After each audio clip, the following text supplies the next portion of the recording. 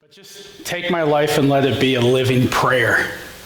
I hope that we see that today as we talk about service, that as we say we love our church, we love God's church, that we do it as a living prayer of one that is of service to God's kingdom. Because remember, we were talking about this with I love my church. We love our church because it's God's church, not because we possess the church. The church belongs to God, and it's through God's church that we are part of his kingdom, part of his kingdom building, being able to not grow just locally, but so much more worldly in the idea of God, Christ's full church.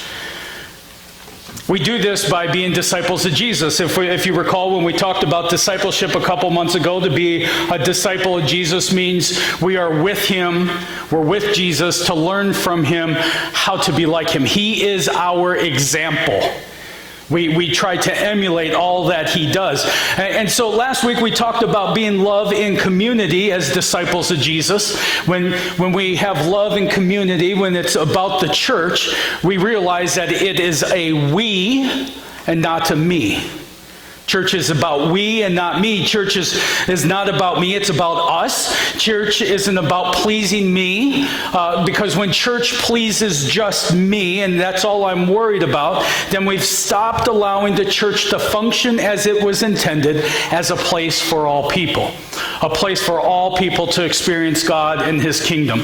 The church wasn't built, remember we had the fence, the church wasn't built to keep people out, but to welcome people. Even the messy ones. We all have messy lives. We all have a mess that we carry around with us. And I believe the church was created just for that mess. Because the church isn't filled with perfect people. If the church was filled with perfect people, we wouldn't need a church. And so we all get to be messy together.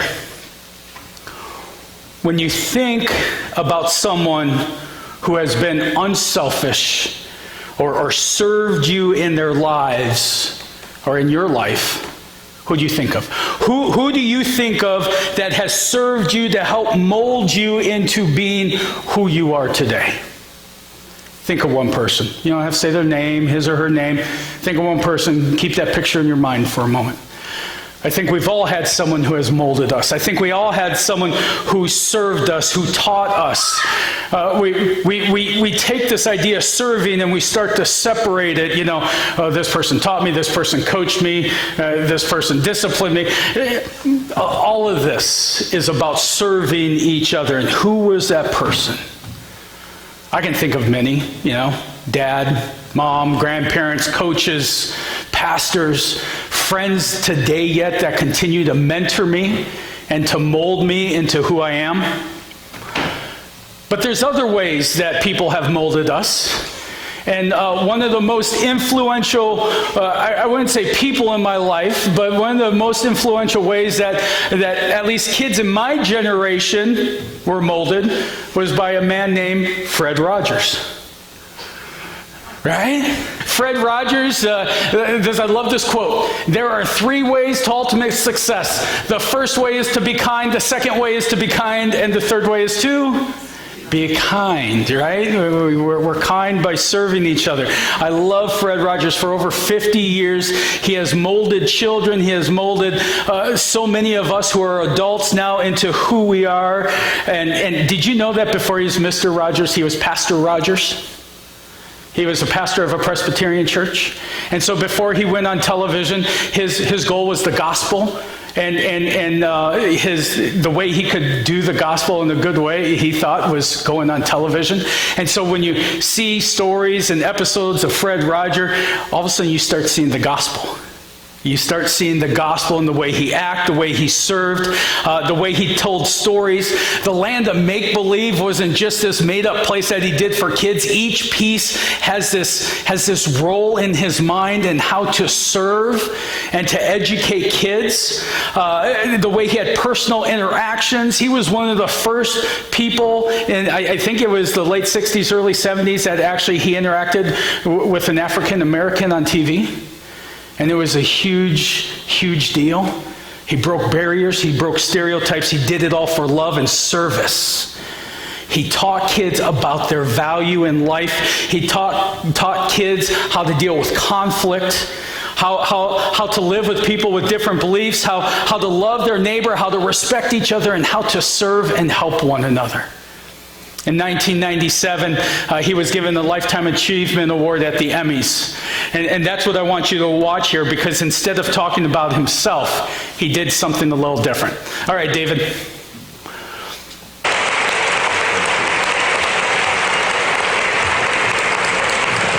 Oh, it's a beautiful night in this neighborhood.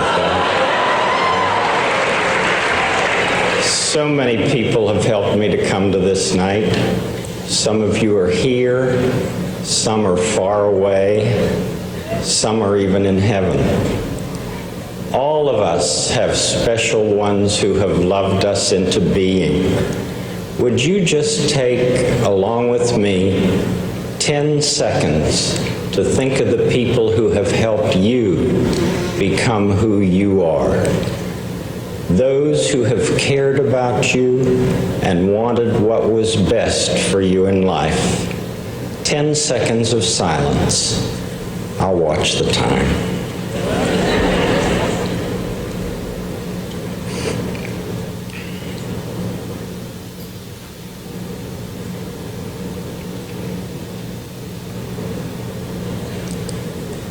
Whomever you've been thinking about, how pleased they must be to know the difference you feel they've made.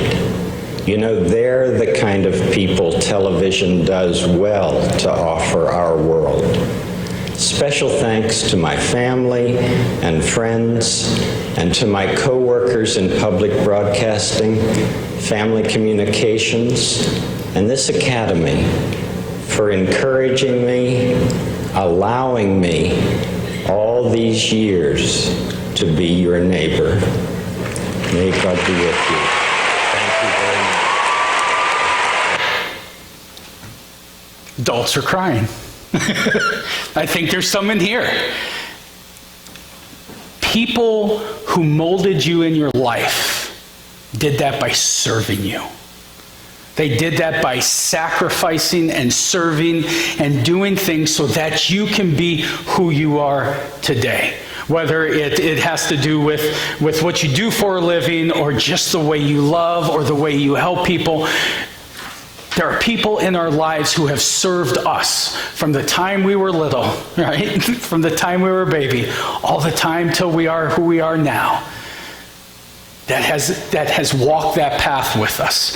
And that's why I love church. That's why I love my church. I love Christ Church. I love this church, because we show love by serving. When we serve each other, lives are changed because of community we serve.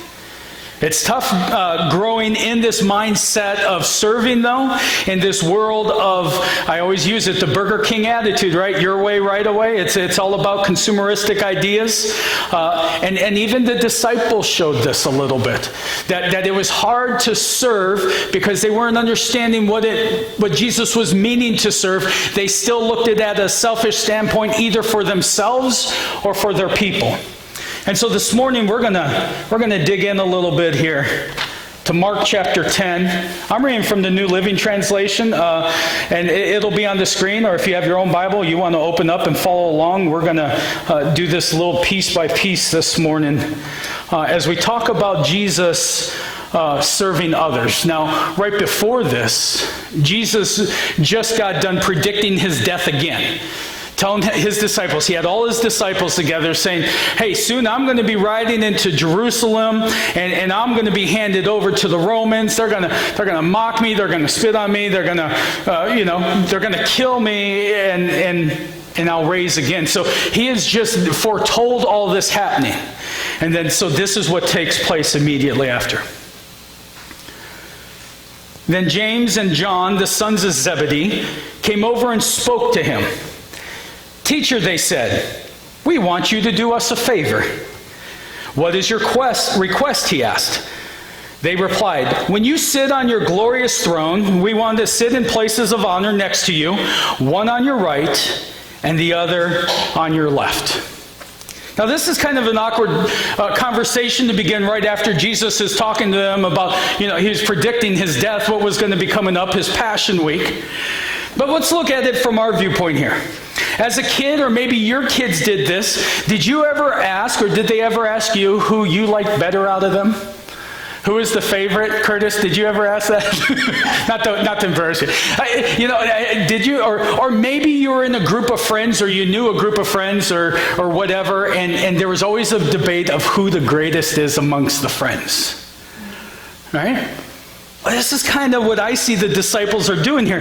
They have this mindset that of Jesus says, well, I'm gonna free Israel, and they still in this mindset that Jesus is going to come in with this spectacular army and worldly, physically take back over Jerusalem, and they're going to be on the throne.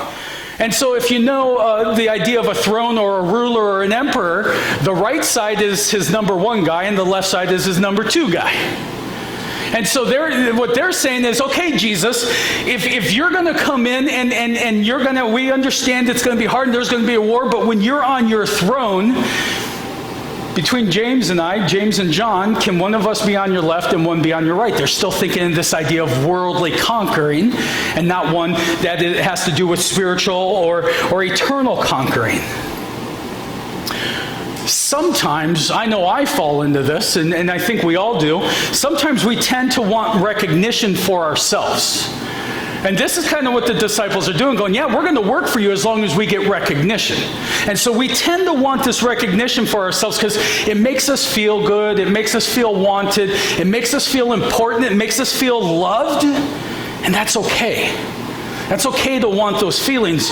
But when we're talking about the church, it's different. It's a different heart of serving. It's a different mindset of serving. This isn't how Jesus wants us to respond in the idea of serving when it has to do with kingdom work. And so Jesus responds to them, verse 38. I'm going to go 38 to 41 here. But Jesus said to them, "You don't know what you're asking. Are you able to drink from the bitter cup of suffering I am about to drink? Are you able to be baptized with the baptism of suffering I'm baptized with?" "Oh, yes," they replied. "We are able." This is like your kids coming up to you, or you going to someone else, and they're going, "This is really hard work. You're going to have to get really dirty. You're going to have to get really greasy." It's like going and cleaning the barn. "Dad, I want to go do this." I don't know how many kids actually said that, but they're like, "Do you understand what it takes to accomplish this goal? You want to do it because it looks fun. You want to do it because it's going to make you look good, or maybe you get paid. But I want you to understand what it's going to take in order to accomplish what you want to do." And they're like, "Oh yeah, we get it. And he's like, "You don't understand." He goes, "Do you understand what you're asking?" And they're again thinking worldly, going, "Oh yeah, there's going to be a war, and we're going to get through that, and we're going to be on your right and your left-hand side." And Jesus then responds with this. He says, "You will indeed drink from my bitter cup and be baptized with my baptism of suffering. But I have no right to say who will sit on my right or my left. God has prepared those places for the ones he has chosen." He's saying, you're right. He's basically foreshadowing that, their time's going to be hard, and they're going to drink of that bitter cup. And in fact, I think Jesus may have been thinking, and because we know he knew, that the disciples wouldn't be able to handle the cup. Because when Jesus was arrested, where did the disciples go? They were gone. They couldn't handle drinking that cup. What did Peter do? He denied. "I don't know this man." So they couldn't handle drinking the cup, but Jesus also knew that eventually they would.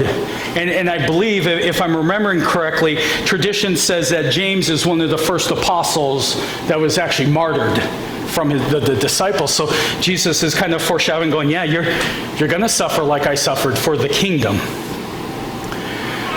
Once they had this conversation, verse 41 says, when the 10 other disciples heard James and John had asked, they were indignant. So now we have created this conversation that was between James and John and Jesus. All the disciples were there. All of a sudden we have this controversy.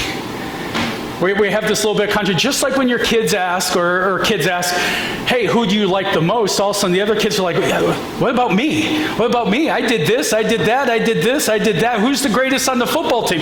Well, you got the most, athletic ability, so you got to be the greatest, or he's got to be greatest, or she's got to be the greatest in volleyball. Or, this is the fastest person we have working within this, on the dock at a company. Everybody wants to be this greatest piece, and everybody around it starts going, wait a second, what about me? When we do things for our own sake, when we do things for our own name and our own recognition, sometimes, a lot of times, it creates a controversy, especially when we talk about community. There's a controversy of misunderstanding and a controversy of community or of relationships. And here the disciples have both. It's a controversy of misunderstanding because they're continuing to misunderstand what Jesus is saying is going to happen. He's not going to physically take over Jerusalem. He's going to save the entire world. Completely different. And so there's this controversy of misunderstanding, and this misunderstanding of them within their own relationships, because now they're trying to get ahead of the other, to be on the right and the left of Jesus. And so verse 42, and I see a family Thanksgiving table where everybody's arguing. Anybody ever have any of those? Or is it just my family? Come on, raise your hand. You got to confess if you've had the arguing family Thanksgiving tables. Come on. Where people are trying to edge their way in. It's like this political matchup. So Jesus calls them all together. Verse 42. So Jesus called them together, just like a good dad, a good mom, a good coach, good teacher. Come here, guys. Let's have a talk. Let's straighten this out. All right, Jesus called them together and said, you know that the rulers in this world lord it over their people, and officials flaunt their authority over those under them. He's saying, he's reminding them how people in charge, how people lead in the world. That they exude their authority, that it's all about them, it's all about what they could have. They want control, they want power. Verse 43, what's it say? First line. But among you it will be different. If you're going to be a disciple of mine, if you're going to follow me, if you're going to believe me, if you're going to drink from this cup with me, among you it will be different. We will not act, we will not make decisions like the rest of the world does.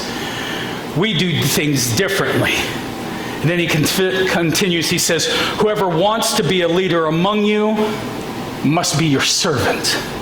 And whoever wants to be first among you must be the slave of everyone else. If you want to lead, if you want to give direction, if you want to tell people what to do, if you want to sit on the right and the left, if you want to be in power, first you must know what it means to work. First you must know what it means to serve. Because the greatest leaders serve first. The greatest leaders serve first. And he continues, he finishes up with this. For even the Son of Man came not to be served. The Son of God, God himself, come down in flesh, did not come for us to serve him, but for him to serve others, but to serve others and to give his life as a ransom for many. As disciples of Jesus Christ, we're with Jesus to learn from him how to be like him. We try to emulate in every way possible when we lead and when we act as a church to first serve, because that's what Jesus had done first. We need to be reminded continually about love in community. For us today, we are reminded what it means to love by serving by Christ's own words. Our relationship will not be one of authority, but one of serving. He said, whoever is great must first be a servant. So in that we lead not by dictating, but by our actions. True greatness is serving and sacrifice. True greatness in every one of us is first by serving and sacrifice. The church does not operate as the world does. It's not your way right away. It's what can I do for you? We don't serve to gain accolades. We don't serve to get salvation. We don't serve to get to a higher point of heaven. The only way we're saved is by what? By grace. By grace you have been saved through faith, and this not of itself. It is a gift of God, not by works, so that nobody can boast. We serve out of gratitude of the mighty acts of Jesus Christ because we are saved. This doesn't mean that people aren't in charge. This doesn't mean we don't have people that lead. It means that we do things differently. It's a selfless act instead of a selfish act. We show love by serving all people within our local church and within our communities. But with that said, it's not a single person thing. It's not up to Tracy just to serve, or it's not just up to Andrea to serve, or it's not just up to Leroy to serve. It's up to us. We are all a team. We are a church, not just a local church. We aren't just Coldwater Church or Erastus Church or Fort Recovery Church. We are part of the Church of Jesus Christ. And so we're a team. Teams work in fun ways. It doesn't always have to be work. This is my favorite team of all time. It's my favorite team. Who loves Scooby-Doo in here? If you don't raise your hand, I'm sorry for you. I mean, if you think about it, besides it being fun and a clumsy cartoon, I grew up with that and Mr. Rogers. That's why I'm all messed up.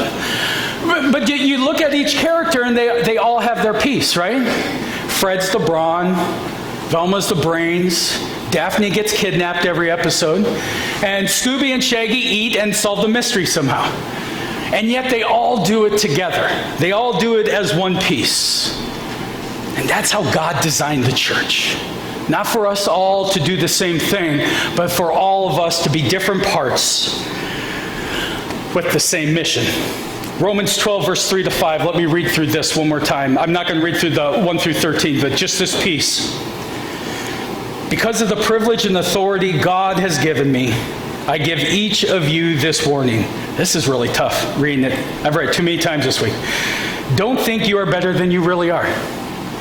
Don't put what you have done or what you're going to do up above what everybody else is going to do, because you know what? We're all on the same level playing field here.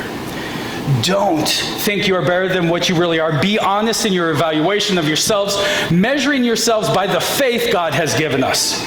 Just as bodies have many parts and each part has a special function, so it is with Christ's body.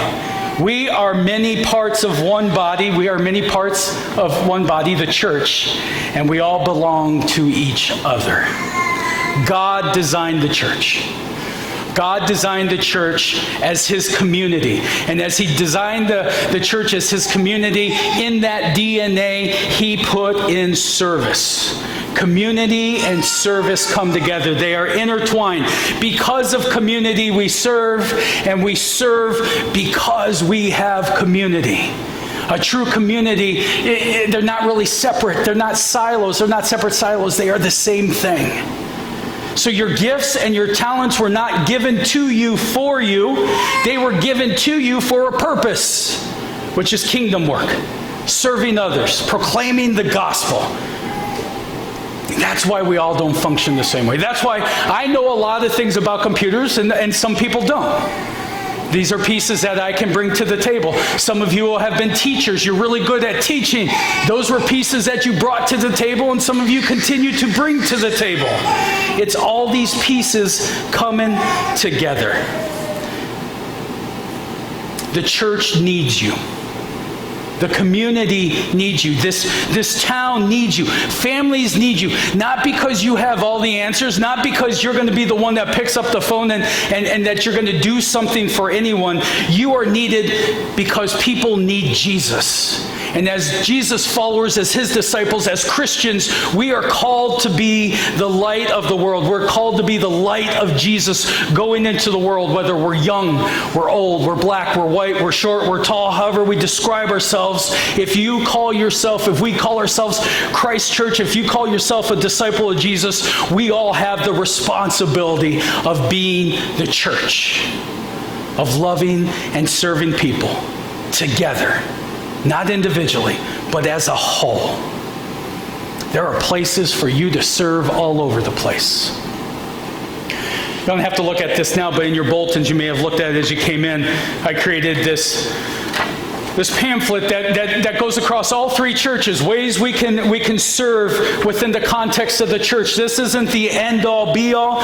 These are things that Pastor and Jim and I came up with that we put in there to help remind people or for people to go, well, I didn't know you did that. I can help with that. I can lead with that. Don't feel like you have to lead it and you only want to help it. These are just different ways we can serve the kingdom of God. We're looking to do more in the communities, where we've talked to a few more other companies and organizations around here, and hopefully we're going to have some things set up soon so that we're doing more in the community as a church. But again, you don't have to wait on us. There's plenty to do. You can find some that might be your own niche, and that's okay too. But we love church. We love our church. We love God's church by serving it.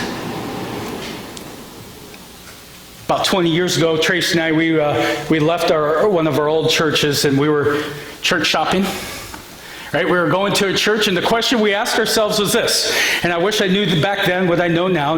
Hindsight's always 20/20. But here's what we asked ourselves: what can we get out of that church? How does that church help our family? It's a consumeristic mindset. It's what America's about, right? We consume things. What will the church do for me? I wonder how different. Not that I loved our church that we went to. It was Sydney First. It's what got me into ministry after a few years. But I wonder how different it would have been if we asked the question this way: what can I do for the church? Why does God want me to go to that church? This is a servant mindset. Why did God give? And then once you're in that church, or maybe you've all been a part of this church for a while, maybe your question is this: why did God give this community, this church, the gift of me? Have you ever thought of yourself as a gift? Have you ever thought of yourself as a gift? As something being given instead of something you want to receive? Why did God give this community, this church, the gift of you? What do you bring to the table? What are your gifts? What are your talents? What are the things that you can do? Christmas is coming up. I'm no apologetic because I love Christmas. But let me ask you this. You have your family around the tree. All the presents are open and there's still a gift there. Do you go and see what that gift is? Or do you all leave it and go back and do what you do? How many have left a gift unopened? Anybody? I know I wouldn't have. If God has given you as a gift to His church, then don't be an unopened gift. Don't stay seated underneath the tree. Let yourself be opened. Be the gift that God has created you to be, and He's called you into. Whatever that talent is, whatever those things are to serve His church, be that gift.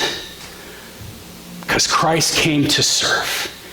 And if we are following His lead, like we claim we do, then serving doesn't become a burden. It doesn't become just another thing on our calendar. It becomes an opportunity to spread the gospel and for us to tell people just how much we love our church and why. Amen? Would you pray with me?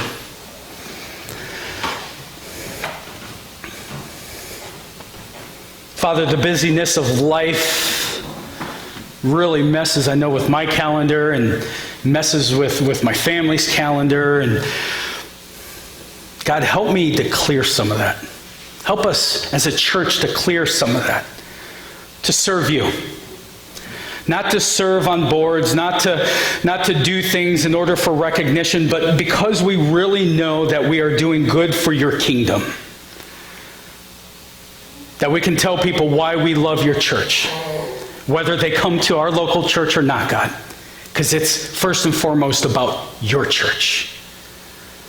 So God, give us the heart of servants, not the heart of consumers. help us to remember that we are gifts from you.